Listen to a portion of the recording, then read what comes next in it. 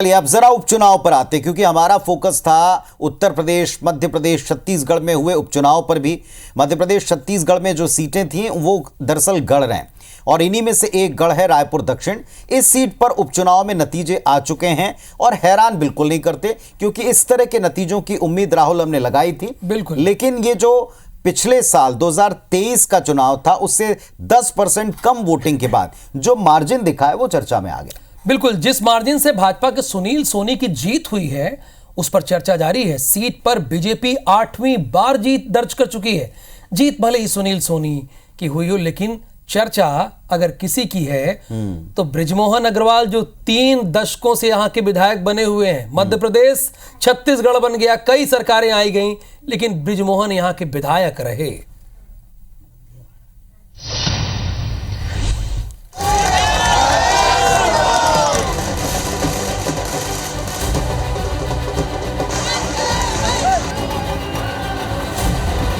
मैं सभी भाई बहनों को, सभी नौजवान साथियों को, बुजुर्ग गण को, सबको बहुत बहुत धन्यवाद, आभार व्यक्त करता हूं। और दक्षिण की जनता ने बता दिया कि दक्षिण विधानसभा भारतीय जनता पार्टी का कमल फूल का गढ़ है।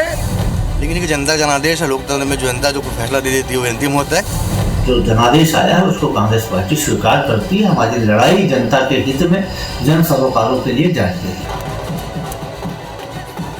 रायपुर दक्षिण सीट पर आए नतीजों से साफ हो गया कि बीजेपी का गढ़ मजबूती से बरकरार है। पार्टी ने यहां से पूर्व महापौर और पूर्व सांसद सुनील सोनी को उम्मीदवार बनाया, जिन्होंने कांग्रेस के युवा फेस आकाश शर्मा को 46,000 से ज्यादा वोटों के अंतर से मात दी। सुनील सोनी को 89,220 वोट मिले, जबकि आकाश शर्मा को 43,053 वोट प्राप्त हुए। शानदार जीत के बाद बीजेपी खेमे में जबरदस्त जश्न मना तो कांग्रेस कैंडिडेट ने जनता को धन्यवाद दिया, जबकि पार्टी ने इसे सत्ता पक्ष के फेवर में जाने वाला ट्रेंड बताया। मैं सभी भाई बहनों को, सभी नौजवान साथियों को, बुजुर्ग गण को, सबको बहुत बहुत धन्यवाद, आभार व्यक्त करता हूं कि आप सबने पुनः भारतीय जनता पार्टी के ऊपर में विश्वास जताया। मैं आपको विश्वास दिलाता हूं कि हम आपके विश्वास को भंग नहीं करेंगे, खरा उतर कर दिखाएंगे। साथ में मिलकर जो है वो नए विकास के आयाम हम गढ़ेंगे। कि दक्षिण की जनता ने पिछले 35 सालों से जो विश्वास व्यक्त किया उसको 36वें साल में भी बनाए रखा और जितने भी बड़े बड़े लोग बड़े बड़े वादे कर रहे थे उनको धूल चटा दी। और दक्षिण की जनता ने बता दिया कि दक्षिण विधानसभा भारतीय जनता पार्टी का कमल फूल का गढ़ है, था और वो रहेगा। मैं ये बात आकलन करने की बात है कि मैंने जनता के बीच जाके हर घर में जाने का प्रतिदिन मैं 40 किलोमीटर चलता था, जनता के बीच पहुंचता था। सामने भी प्रत्याशी दिखता नहीं था, कुछ प्रचार में नहीं था। लेकिन ये जनता जनादेश है, लोकतंत्र में जो जनता जो फैसला दे देती है वो अंतिम होता है। और जनता ने सुनील सोनी जी को चुना है, उनको बहुत बहुत रहता हूँ और मुझे उम्मीद है कि जैसे उनके 2 विधायक मिलेंगे बोला था। इस परिणाम से कोई अतिशयोक्ति नहीं है कि ये परिणाम अप्रत्याशित आए हैं। हमें अमूमन परिणाम सत्तारूढ़ दल के लिए आते हैं, लेकिन हमारे नेताओं की मेहनत, हमारे कार्यकर्ताओं की मेहनत का नतीजा है कि हम यहाँ के हाल का अंतर कम करने में सफल रहे हैं। और जो जनादेश आया है उसको कांग्रेस पार्टी स्वीकार करती है। हमारी लड़ाई जनता के हित में, जन सरोकारों के लिए जारी है। कुल मिलाकर बृजमोहन अग्रवाल ने सुनील सोनी की जीत में अहम भूमिका निभाकर अपनी साख, तो वहीं बीजेपी ने अपना गढ़ बचा लिया। पर सवाल ये है, इस जीत का सेहरा किसके सिर होगा? प्रत्याशी सुनील सोनी या हमेशा साथ खड़े रहे बृजमोहन अग्रवाल, या फिर साय सरकार का सुशासन?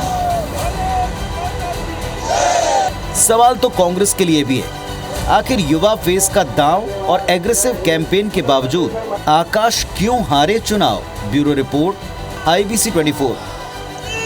के जवाब कांग्रेस पार्टी को तलाशने की क्यों आकाश हारे, लेकिन ये बात तो तय थी कि ये गढ़ भारतीय जनता पार्टी का था, है और दावा आज हुआ कि आगे भी रहेगा। और इसी गढ़ को जीतने के बाद, इस एक तरफा जीत के बाद मुख्यमंत्री की प्रतिक्रिया क्या रही, सुनिए।